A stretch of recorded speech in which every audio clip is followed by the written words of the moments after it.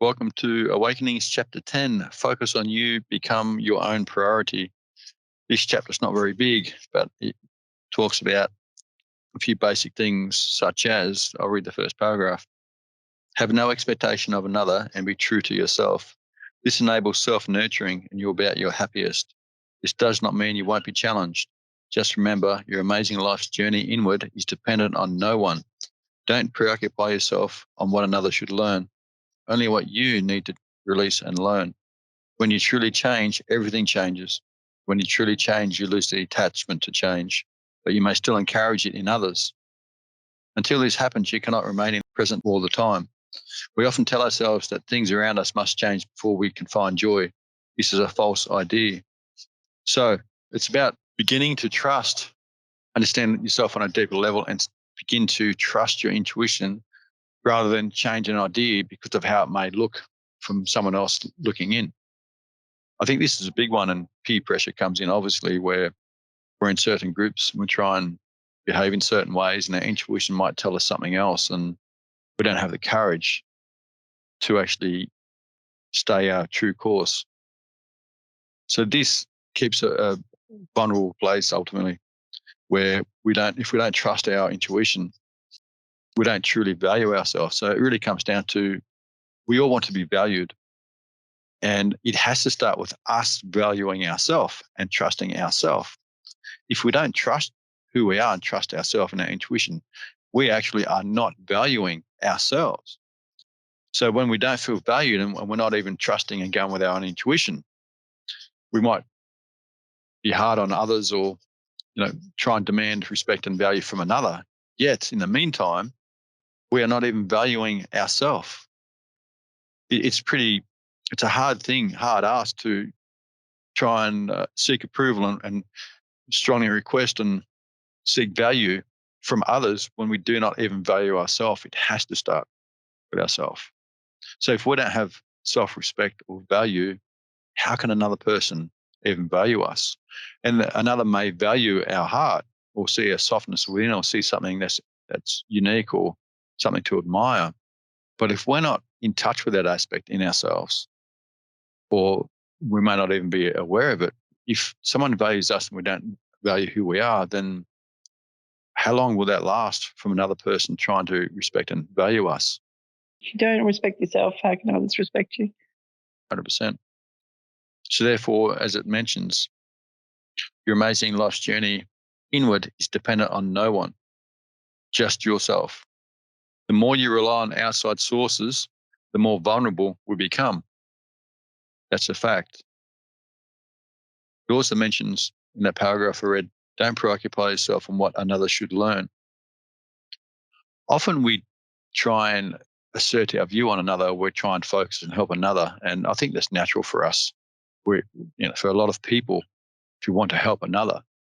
But it's amazing how often we try and help another with an idea or a concept that we're trying to, or that we feel is right, or we're trying to learn and we're trying to have faith in. And it's amazing. I remember this sort of in my 20s and even earlier, where I'd share a concept or a view or an idea, and if people valued it, then it gave me a sense of value because they were believing what I was saying. So that added more value to what I was, on some level, hoping was true and felt was right, but I couldn't apply the understanding. So when you truly know something and value yourself, you don't need to convince anyone of what you think or feel within yourself. That's what I call being centered in your knowing and your true understanding. We will often still offer an understanding of how we see things, but nothing is force fed. And that's a huge difference between trying to convince someone of what we know. If you're convincing someone else of something, you don't truly know it yet. And that might cause a bit of some issues within some people. But why are you trying to force feed anyone anything? If you truly know it, you'll be centered, you'll be calm, you'll have a different way about you, you'll be less forceful, you'll be more nurturing, you'll be softer. In that space, people will be more open to you. If they're going to be open, they'll be more open when you are more nurturing. And you can facilitate a more nurturing environment in that space. They'll be as open as what they can be. And there's more chance for change when you truly nurture them through and offer them aspects or appetizers, you could say, for them to contemplate and try, because they're not threatened by you trying to assert or overlay a huge idea on top of them. So there's a sense of respect in them. When it comes to self-respect, if we don't respect ourselves, back to that, and other people aren't going to respect us. But if we respect them and respect ourselves, that will, like most often, another will be open to what we have to say, because we are holding a place of respect for ourselves and for them. And that's when true change can take place on a deeper level. So if I'm teaching someone an idea that I have, but I don't respect who I am, then it's hollow words. I remember even as like in primary school, when people would say certain things to me, this is what you must do in this situation, you must do this, and this one you must do that. So I was in primary school, and I remember thinking, but you're not doing these things. I knew straight away, and I remember thinking that it doesn't really mean much. You can't even apply it yourself. And a lot of things that people say is ethically right. It's about doing the right thing. But it loses potency if the person offering that insight doesn't apply it to themselves. They can't apply their own medicine. So to truly help another, you must help yourself first. Sorry? I was just thinking, if someone wants to go and, how you, with your friends and whatever, sometimes you start having these insights into yourself and you want to have a discussion with someone that, maybe possibly can relate or, see how you're going or, their take on what you're going through. So if you have someone that you can see that they respect themselves as well as respect you, then they're probably the ideal person to have that discussion with. Exactly. And it's not always easy when you start on the path, because if you're at the start of the journey, or you've started and then you stop and then you start again. Like your friend, you may not have a lot of friends that can support that change. Where we're lucky, I've got a number of friends that I can have very deep conversations with, and we respect each other, and it's easy. Yeah. But it's not always like that for people. But with perseverance, you'll meet more and more people. Also in this first paragraph, it says, when you truly change, you lose the attachment to change. So it's just like meditating, where you meditate for an outcome. But as you start developing and you start letting go, because I truly feel in my experience, to develop yourself, you must let go, like surrender. Well, it's ultimately surrender. You can have a goal, which is fine, but the attachment to the goal is what can be restrictive, because then you put pressure on yourself. I want it now. And then you're trying to make something happen.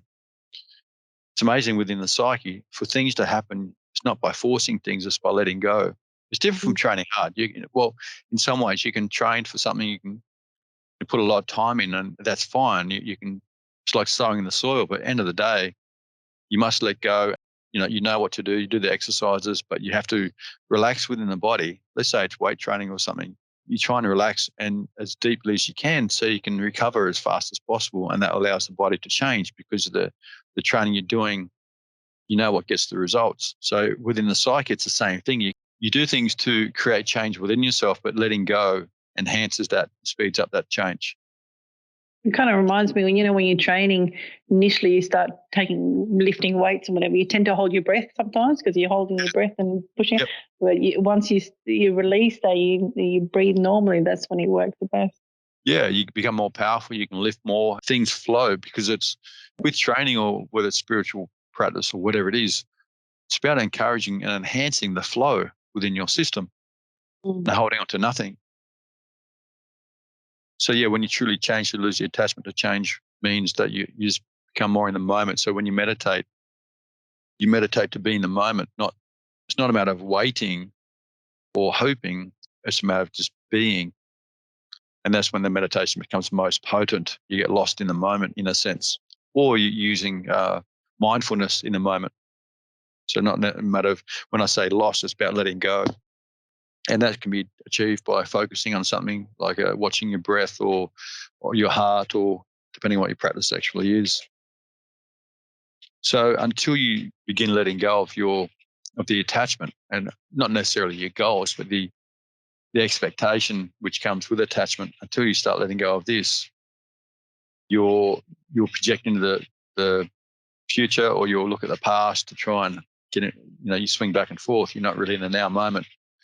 The now moment's where it's all at. That's it. There is only the now moment, and it's about being as present as possible. Of course, we all know this. It's all been said before. So a big one, talk for hours on this. We often tell ourselves that things around us must change before we can find joy. This is a false idea. So otherwise we'd be reliant on the world. And the more, and I've spoken about this before, the more others change to facilitate us, the more we expect them to continue changing, and we try and fully control our environment so we can try and maintain a happy space. And that's a vulnerable way to live. And it's a fake joy, and it's not really joyful because I don't feel that we can truly control anyone for our own benefit. In relationships myself in the past, I wouldn't say I would have been controlling in the past, but I've always been pretty easygoing. And I'd rather people be themselves. And I'm not in a relationship. I'm not in a relationship. I was never in relationships, and I guess in the last probably 10 years or so, any relationships that I have, it's not about me controlling or telling anyone, or even my friendships. It's not about controlling and saying how they must be. It's everyone's responsible for themselves, and we can have engaging conversations, but everyone's free to choose. I don't want to make anyone dependent on me. Even my children, I've said, and my goal is for you to not need me, but I'll be around as long as I can, and I'll help where I can. But I don't want anyone dependent on me. Obviously, it's about empowerment, empowering others. And unfortunately, yeah, exactly. And unfortunately, sometimes parents can get dependent on the children. I live through my children. Parents have said that, but I don't believe that's healthy. You live and you enjoy the experiences, but you can't live through them. What happens when they grow up and they move on?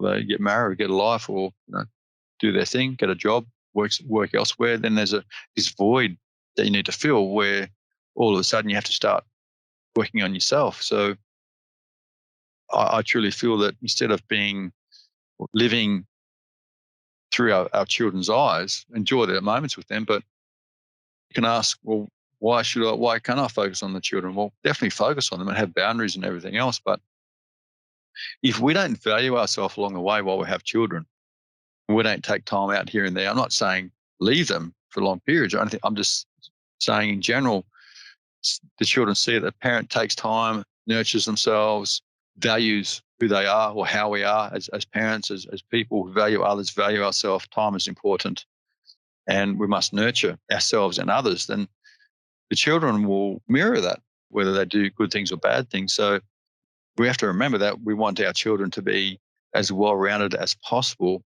and be good to others and be great to others and great to yourself. But it's important to nurture and take care of your own needs. And I think that's forgotten about in a busy lifestyle way too often. So the next paragraph says, you cannot be true to yourself while there is hate and fear in your heart. You can follow your intuition as best you can, rationalize and calculate your way through. But until you become intimate with your heart, feeling its purity, and in that knowing, recognize that all hearts are pure, you are more prone to be swayed based on your pain, fears, and emotions. And that might stir people on some level, that all hearts are pure. No, they're not. Well, I beg to differ. I truly believe they are, because I feel that the more pain one is in, like the further one is away from their heart, the more pain they are in. Yeah. And I've had people say to me that if someone's narcissistic, or if they have some issues, or they're angry, or whatever's going on, or if they're trying to create pain or suffering onto others, then they go, oh, that's just who they are. And I've said to anyone that said that I know, it's like, that's not who they are at all. That's who they are when they're suffering. That's when they're in pain. That's when they're in fear. When they're not truly seeing themselves, that's maybe their behavior. But when they're most peaceful, when they're the least threatened, and when they're soft and tender with themselves, that is the truest version of themselves. And this whole spiritual journey is about getting in touch with that. Because in that space, if you truly can take care and nurture and facilitate your own needs, impact you can have on others is absolutely profound. It's the most important thing. Softness is the way through, is the way forward. So people may disagree, that's fine. But anyone that I've met that's in touch with their heart are extremely balanced, extremely soft, and extremely powerful. Some Can people I just, yeah. sorry. Can I just throw a question in here for you? With narcissists and sociopaths, a lot of psychs and doctors and whatnot have said that there's no return. Once a narcissist, always a narcissist. Once you're that way inclined, there's not much chance of change. Do you think that if they get in touch with the heart, is that something that's possible for them? Well, I think yeah, definitely. I really think that and maybe I'm an extreme optimist, maybe, but I just truly feel, because we've all had narcissistic tendencies and all sorts of tendencies when we fall victim to our thoughts and pain and fear and those sort of things. So we all have those tendencies to a degree, as long as we're believing the illusionary mind and the thoughts and ideas that pop into our heads. It's not an easy path. And even, to go deeper and deeper spiritually into yourself, I've spent time in India and around satsang and some pretty deep people, and it's a mirror of the everyday people with the intent of going deeper into their hearts. I'm not saying they're exactly the same, but the tendencies are the same. So the path is very hard, and we've all suffered. So I truly believe a narcissist can discover their heart. I think they can be broken through, but it can take quite a while. And I might say, well, how could you possibly? And I'm not a psych. This is just what I feel. You nurture that person over a long period, and you create boundaries. Mm-hmm. And I think often people with a narcissistic reaches out or lashes out also, and you respond and you poke them back, then that's locking them in that pattern. But you go, no, I'm not going to communicate while you're like that. And then my sentiment is, and I feel this is a way to free myself anyway, or remain free, is that I condemn no one. I can condemn someone's actions. But if someone's open at any point, and I'll make this claim, at any point someone is open to me or to having a rational, heartfelt conversation, even though, like, regardless of what's happened in the past, I'm open to that because there's a potential for understanding and something greater. It doesn't mean I'll invite that person in my house or I'm going to hang around them all the time, because narcissistic people and people with mental illness, I believe they set up within their environment, you could say, they facilitate and maintain the mental dysfunction, I believe. So they'll look for, like, someone's angry, we'll go outside and look for all the ways that can manifest and maintain their anger. And if someone's a victim, they'll stoke that victim fire every day. They'll find ways where it's not fair, I'm waiting too long in the line, or this, or whatever, whatever it may be. But I feel if you give them a dose of nurturing, then they'll crave that. And then there's boundaries with that. And it's like, on some level, that they can be fed something that's very nourishing and nurturing. So they get drawn into that. Then with boundaries, they can learn not to tread all over that and take it for granted. And slowly they can learn that if they want love on a different level, and this is a friendship, I'm not talking about a relationship, then, if you behave in certain ways, you get different things. Yeah. And in my experience, sort of, we've all sort of seen narcissists or spoken to people that have known them, and there's certain patterns. As you get in touch with yourself, you can evaluate or identify certain habits within certain characteristics. A narcissist, for example, they're hurting, of course, and there's a lot of trauma. Yeah. And their walls are up a lot of the time, and they're justifying their actions a lot of the time. But then, like, I have friends that have been out with narcissists, and it is what it is. And I've spoken to people that have asked me, what do you feel? What do you see? You need to be aware. And I say to them, this is what I see. I'll tell you the pattern that I believe. You facilitate a nurturing, nourishing environment where their walls can come down. And on some level, they feel vulnerable, but open, but loved. So then they soak that up, and that they're in a space where they can just breathe and they can relax, and they love it. And they're often drawn to people that can facilitate this sort of loving space.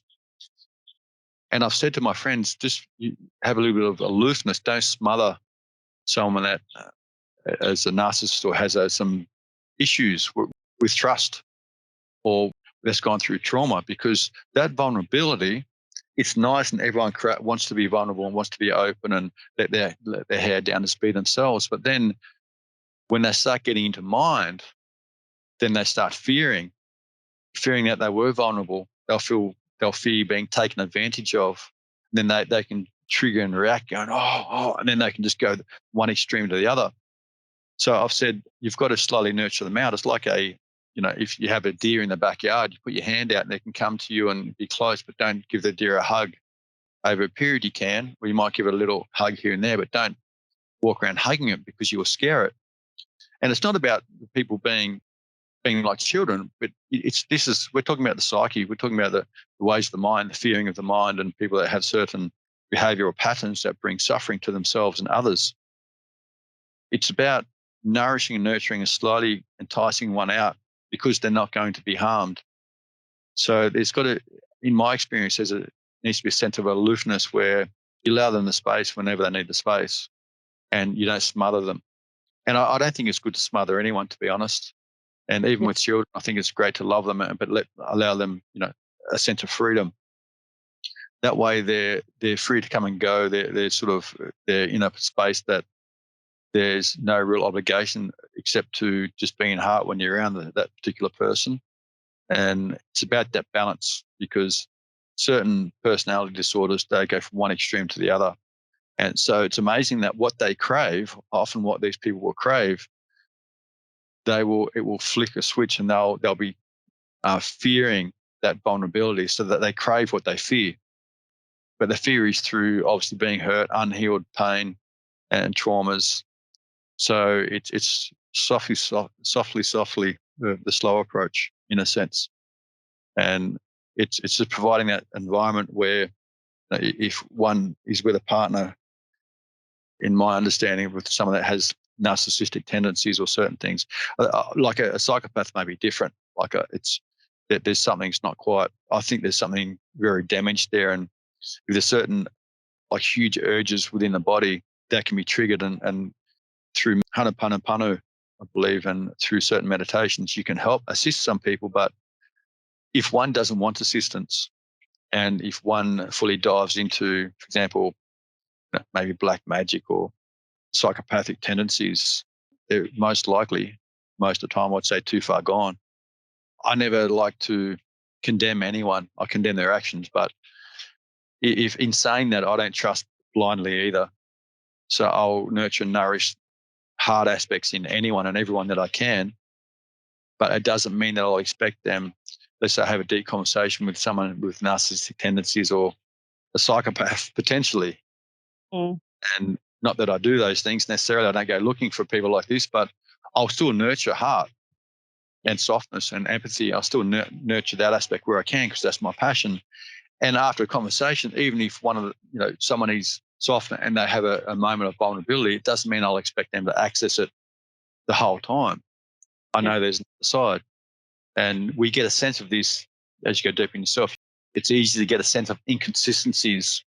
Anyone with certain mental issues, in a sense, which sounds a bit wrong, anyone with certain health conditions, mental health conditions, there's some erratic behavior or erratic comments you'll see if you pay attention. So this is going into a few things that I've spoken to people about lately, where someone will say, well, if they don't listen, or so-and-so doesn't listen. And my response to that was, to my friend, I said, well, hardly anyone does. To truly listen, you must be, in a sense, have a sense of peace within yourself.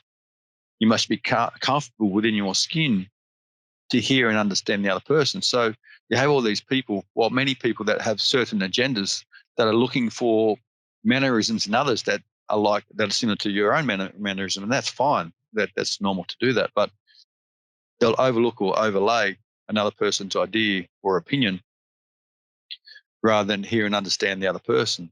And in my experience, it's not hard to get a sense of another person if you just keep quiet and you listen intently.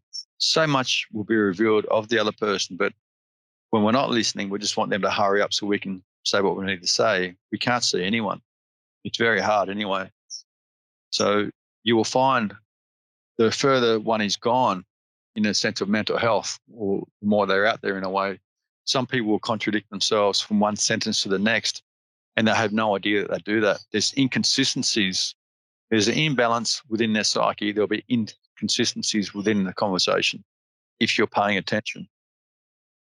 So the only reason people can be, in my view, deceived is when they're not trusting their intuition, or they're trying to see something within another, hoping to be recognized themselves, or they just see the good in people irrespective of their behavior. So I see the good in many people, but I know that most people can't see the good in themselves, or they don't necessarily trust it.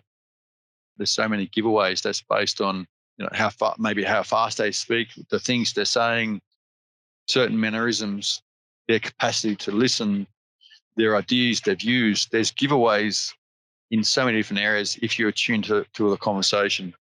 And it's not looking for flaws, it's looking for indicators to try and understand the person. Because if you can truly understand someone, you can offer them something profound potentially. You can offer them a bit of support. If you're not listening intently, then how can you support that person? It might be just a matter of saying one or two key words that they resonate with. And you get a sense of that from intently listening by putting your own stuff aside and caring about the other person and nurturing that heart aspect, not necessarily caring about someone that's treating you like garbage. That's something else. Yes.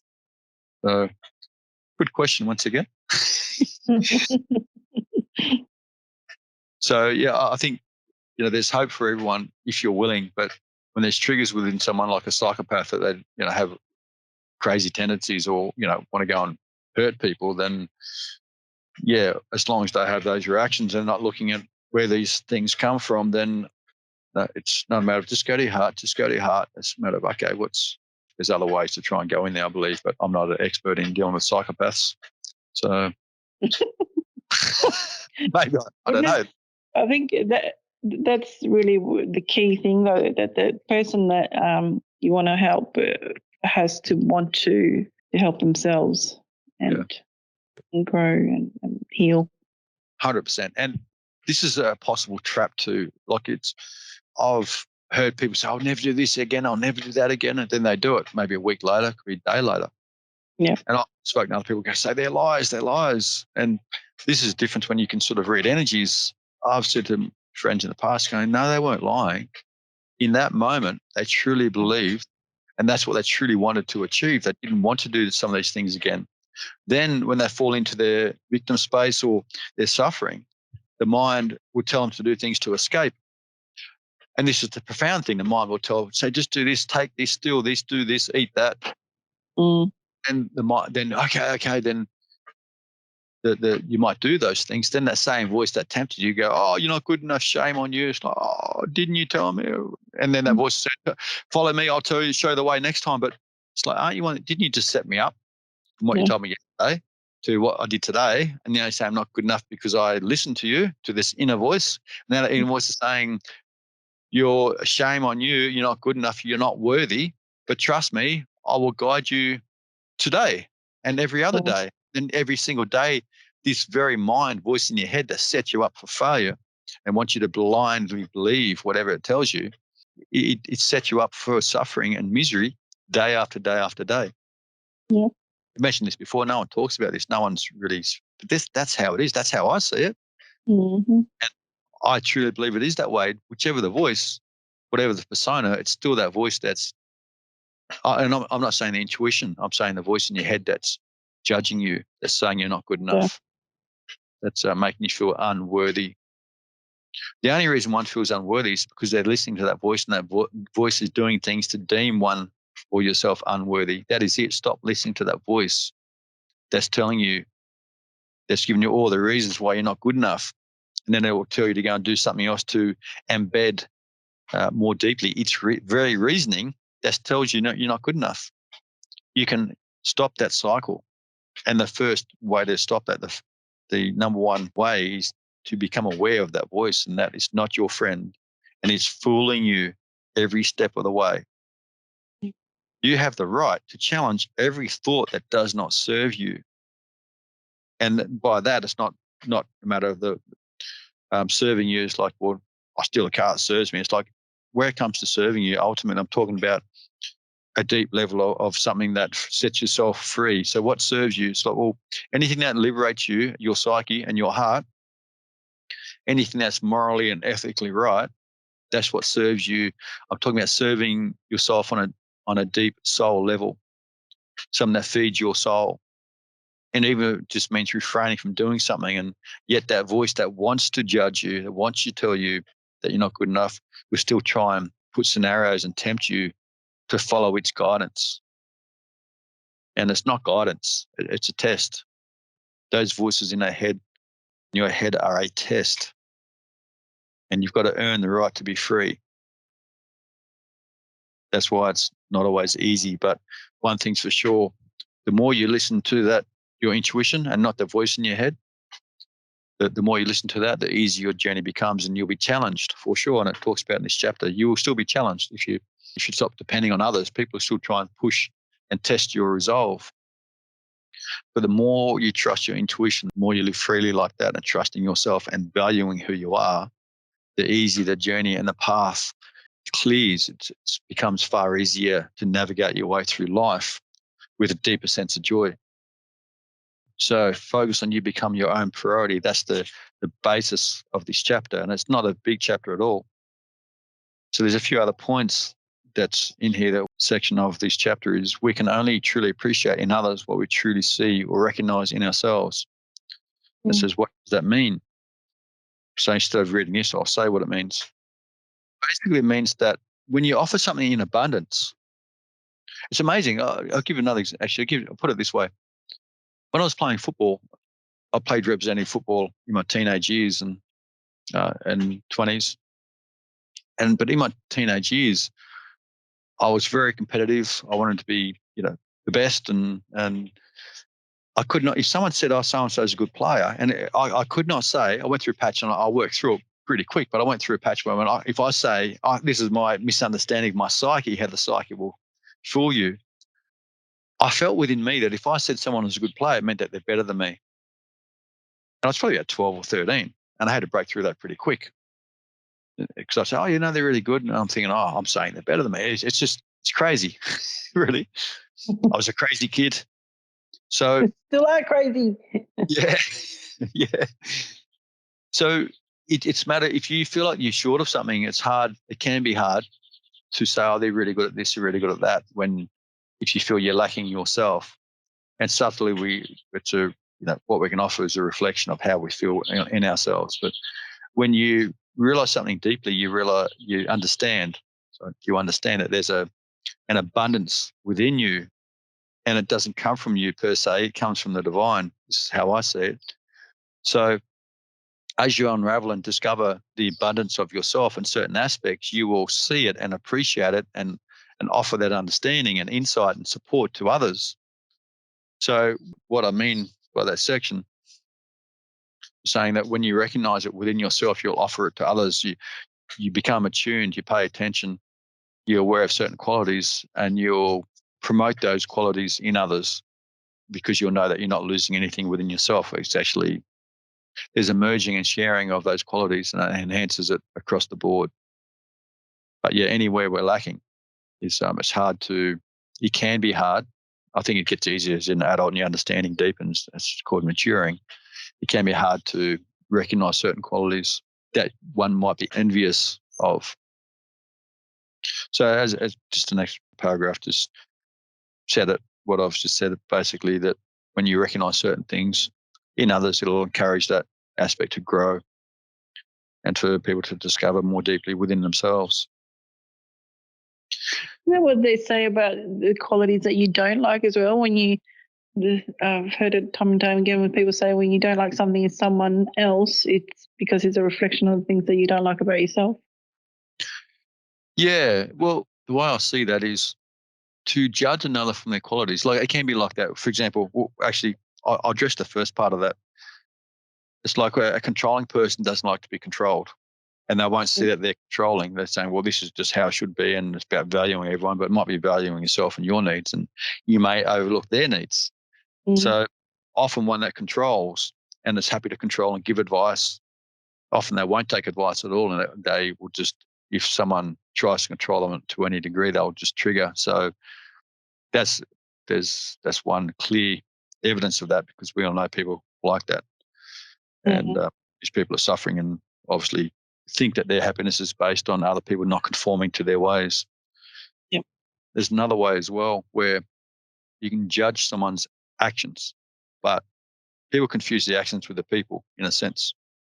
And then when they fall in, they become abusive or judgmental of a particular person, then they're not really saying that deeply, in the sense that as you mature and grow and go deeper within yourself, you realize there's pitfalls and certain things that people are going to get caught on. And to judge it. So yeah, it is a reflection of themselves. If I'm judging someone from something and personally judging them, not understanding that they're on a journey and that there's a number of things to understand here. I understand that a lot of lessons or wisdom in how to live, how to be, hasn't been taught to them. And that's from a very young age, or there's trauma. And so I understand that the only reason people do things or don't do things is because of their lack of understanding of self, and they don't know the way through. They haven't been taught how to work through things, and hardly anyone has. And especially today, people have been triggered left, right, and centered, and indoctrinated, and they follow the group psyche rather than thinking and rationalizing for themselves. That's just what I see. Yep. There's exceptions to that rule, of course, but it's a reflection, the greatest reflection that I see, because people become too specific, and it can relate for sure that, oh, that means you haven't worked through this. And if someone disrespects me, I might go, no, absolutely not. And I might draw the line. I go, oh, it's because of how you are. So no, I don't want to be disrespected. But that's judging the action, not the person. But when you condemn a person, you're actually saying you're not understanding how life works. You're not understanding that you've been challenged, that you've had misunderstandings, that you're suffering, you've lashed out, you've been triggered. So it is a reflection of yourself that when you are condemning another person, you are still caught in Maya, this realm, this illusion, because you're thinking that everyone should be at least the standard or at the level you're at. And regardless of age, there might be someone older or someone younger. It's like, no, I get this. Someone else, the fact that I get this, and it might have been a realization they had yesterday, the fact that I understood this yesterday, everyone should understand that because I do. And it's real simple because I get it. We're often changing and going deeper. And the whole point is to unravel and free yourself as you mature. That's the goal. So our view should be expanding and understanding and less condemning as we get older. And if it's not, then there's something we seriously need to look at into ourselves. Condemning another shows that we're impatient with ourselves, shows that we're judging ourselves, shows that we're not accepting ourselves and our ways and our character. So it is a mirror. And there might be a number of things you can accept, and there's some things that you can't. And I'm not talking about abuse. I'm not talking about those things. They're unacceptable. Yeah. But you don't take it personal. And it's hard. This is a tough one. It's hard to not take it personal, but it's because you're in a situation or circumstance where you're the one, you might be the first one there, or the one could unwittingly put themselves in a situation where they may be vulnerable. And sometimes they have no choice. And it can be, you take all precautions and something happens. I'm not saying that you must accept things that way. I'm saying that you must come to terms that life will play itself out. It's not personal, although it feels personal. It can feel very personal. To suffer, we must identify with the suffering, which means we take it personally anyway. This is a pretty deep aspect, really.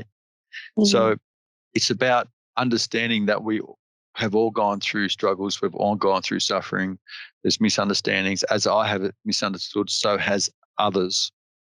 And as I discover myself more deeply, I'll have more patience to understand the entrapments of their own thoughts. And this is where it gets easier. It really does, where you let go and you start seeing through your thoughts on a far deeper level. You'll see straight away in their mannerisms, how they walk, how they look, where they look, how they speak, what they say. you can pick up so many indicators of how they are within themselves. And often before they even open their mouth. So it's not hard. It's only when you're encased in yourself and you can't see through your own filters and your own ideas and your own pain, it's hard to read others. Or you'll see certain things that you might trigger with certain things in others without even realizing.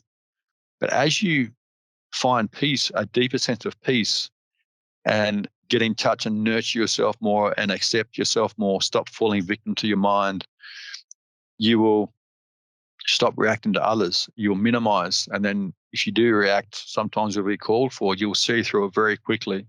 So I've said this before, but it comes down to, let's say, a child that can't walk properly, yet can't run. And it's like judging them because you can walk and run and they can't yet.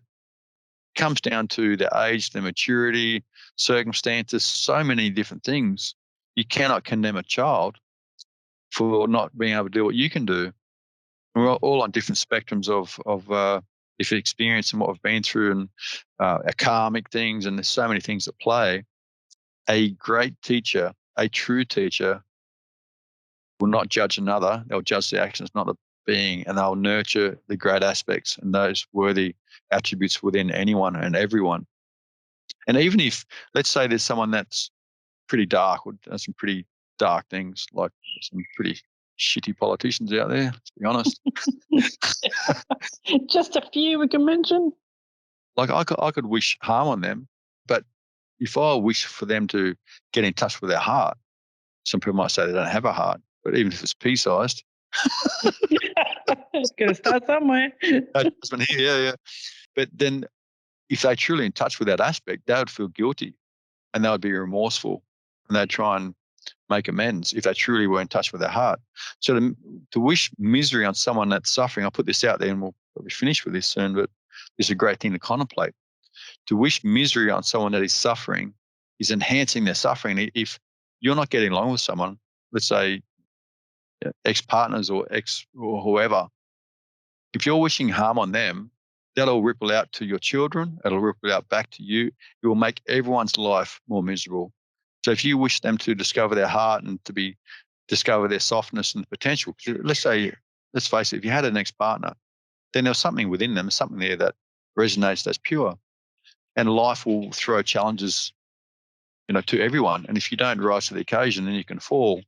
And then you can go on two different paths at times. But if you wish them to get in touch with their heart, then they'll soften with you. They'll soften with themselves. They'll soften with the children. The way forward is through softness, heart, and love. And it's not always easy. I'm not saying that, but it's beyond yourself. There's a deeper understanding. It's about getting, and as I mentioned briefly, it's about getting in touch with yourself first. If you want to see through the pain of your own suffering mind and understand others, the only way you'll do that, in my understanding, I truly feel, is to become softer within yourself, get in touch with yourself, understand yourself. I have a different way in some ways to psychs. I'm not a psych, keep saying that. I feel that with psychs, they look at the average person. They assess the entrapments of thoughts and how people are and the emotions and certain things, and then formulate from there. There's certain tendencies with most people, and you can put them in boxes. But there's another element which is rare, and that's through heart and understanding. And I don't think people at all are innately bad. I think they can be easily steered through suffering and fear and doubt and by disempowerment. So there's other elements at play where maybe I'm an extreme optimist, and I look for the good in people, even if they're not necessarily good people or they're not in touch with that. But so yeah, in this chapter, just there's a few more paragraphs, but it just talks about things to consider about the the emotional makeup of our psyche. It basically talks about what I've just spoken about, but probably I've gone a bit deeper for this conversation, and that's the whole point, is to go a bit more deeply into the chapters to give you a sense of what I'm trying to achieve and the information I'm trying to offer.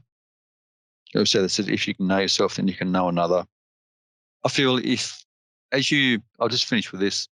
I think I said it before 10 times, but 10 times. We're getting there. Yeah. When you get in touch with how you're feeling, you'll see, and your heart more so, and become softer. You might get in touch with how you're feeling and realize that you're emotional. As you soften with yourself, within yourself, then you'll be able to do that for others. And sometimes, like let's say you have children, when you think of your children, you'll soften. So sometimes it's great to think of children first, your children, and then use that softness to encompass you as well. It's amazing. I've mentioned to people before in meditations, just meditate with the children, because they, some parents absolutely love their children, but they have a sense of doubt with themselves. And but parents say to me, why can't I just put the children and myself? Because I'll say to the parent in a meditation, see yourself as a child. And people have said, well, why don't I just do all of us at the same time? I said, because your mind will come in and you won't feel the same amount of love if you put yourself as a child, even as a pure child, innocent child, that was you when you're younger. Put that in your heart at the same time as your children, there'll be a resistance because you doubt yourself, or you're not fully loving yourself. You blame yourself for certain things, or there's certain things you haven't worked through. So sometimes to soften with yourself, it's a great thing to do, to put your children, your innocent, sweet children, even if they're not now when they were younger, put them in your heart, and then put yourself as a child in with them around the same age as being pure and innocent. And that's another way you can begin loving yourself on a deeper level and begin to become softer within yourself. So it's about getting in touch and softening. And then you won't be so judgmental. You'll be understanding on that. Still be cautious with people. I'm not saying go blindly forth and love everyone. You still must facilitate a space of love, but people have to earn that trust as well. I think that's the key thing going forward. And don't put so much pressure on yourself is the other thing. So that's the end of chapter 10. Only 5 more chapters to go. The next chapter is chapter 11, Stop the Delusion, Tricks of the Mind, where I'll be speaking about, I've written about certain entrapments of the mind, which is my passion anyway. I pretty much talk about that all the time. So stay tuned. Thanks for listening in, and we look forward to the next one. Bye for now.